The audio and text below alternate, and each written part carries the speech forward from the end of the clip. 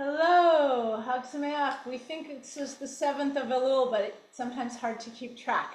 I am still in Siena, Italy, and since my theme has been Jews in Italy, I'm going to talk today about Jews in Siena, which is a really small walled city. I think there's about maybe 60,000 inhabitants, and you can't expand because there's walls. But Jews have been here since the 13th century, which is when the city really started turning into a city. There was a Jewish community established in Siena by 1229, and they were mostly money lenders, which is, there's a little bit of a stereotype there about Jews and money, but it's because they were really good at business and they were really good with finances. So that was a profession that they were allowed and encouraged to participate in. There are documents verifying the presence of Jews, that there was a Università Judarum in the 13th century, a Jewish university. A Jewish bank was opened in Siena in 1335, and that Jewish banking business lasted for 350 years.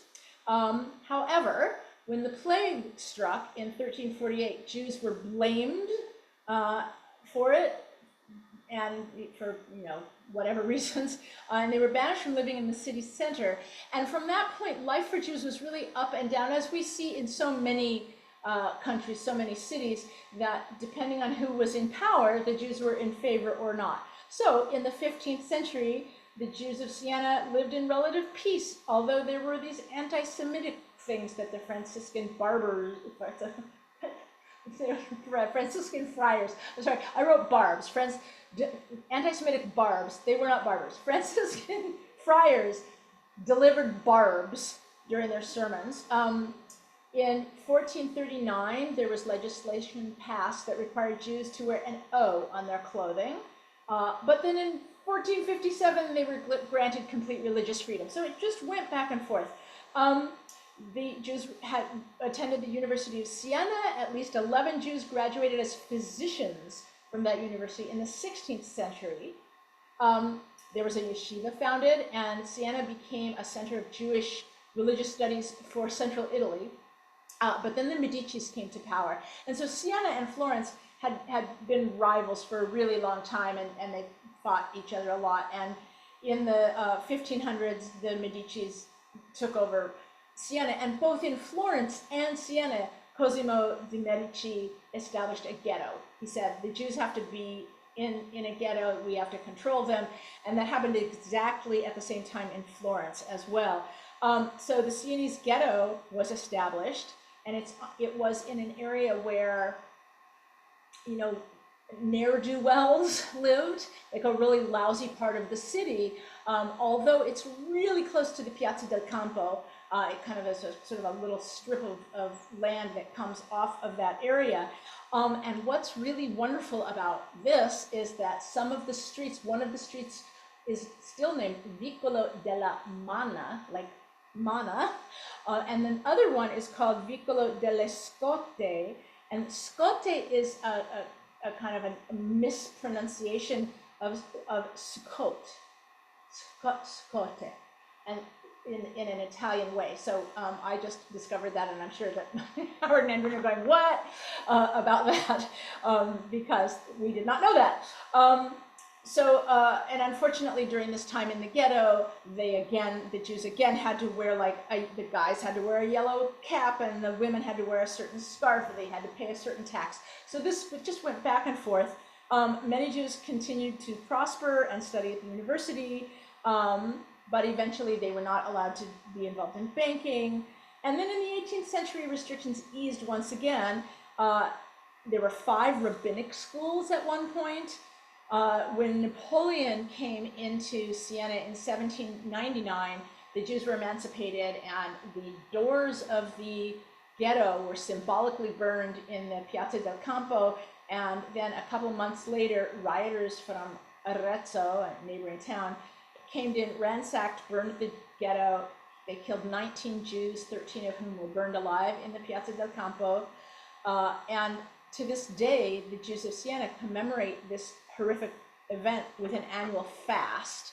And there's a plaque on the front of the synagogue, and I need to go find out what the date of that fast was, because Howard and Andreen are very big on fasts. And when I read that, I went, oh, they're going to want to do a fast to commemorate this horrific event of the Jews being massacred in Siena. And then after that, not surprising, a lot of Jews left the city. And so the numbers have been dwindling. Some of our friends in our contrada are Jews. We know one Jewish family that lives in town. I'm sure there are some others, but we personally are happy to enlarge the community of Jews when we're here. This synagogue is a beautiful synagogue, a neoclassical synagogue from 1756. And there, in the way of many synagogues, the facade is totally plain. You cannot tell from the outside that it's a synagogue unless you go look closely at it, and you can see some plaques on the building that indicate that. There's a fountain that faces the synagogue just outside, and that fountain is the old fountain from the ghetto where they would have gotten their water source. And there used to be a statue of Moses on that fountain, and in 1875 Polish Jews got it removed, feeling that it went against the Jewish tradition of not representing human figures, and so that is now in the Civic Museum, the Musea Civico. The last thing I'm going to say is that there's an interesting thing in the synagogue that I don't remember seeing, and that is something called the chair of Elijah, also known as a circumcision stool, and that was built in 1860s, and it's very valuable and very beautiful. So next time we go to the synagogue, we're going to check all these things out. However, we won't be going to the synagogue for a little while because they just started a massive renovation of the roof. The last time we were there last year, David and I were there for Rosh Hashanah services, and we weren't allowed to be in the main part of the synagogue because the ceiling had just some age-related damage going on. But they've gotten a lot of funding from the town now to fix that, and so there's giant scaffolding outside the synagogue. And when I went in there a couple weeks ago, they told me they were just starting the inside for the renovation, and they don't know how long it's going to take, so we won't be going in for a little while. Okay, that's what I have to say about Jews in Siena, and we're going to play some shofar now. Tikia! Shivarim! Wah! Yeah! Tikia! Shivarim Trua!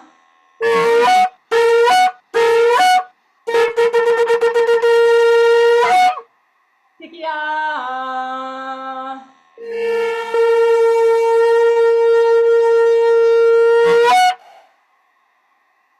Happy Elul!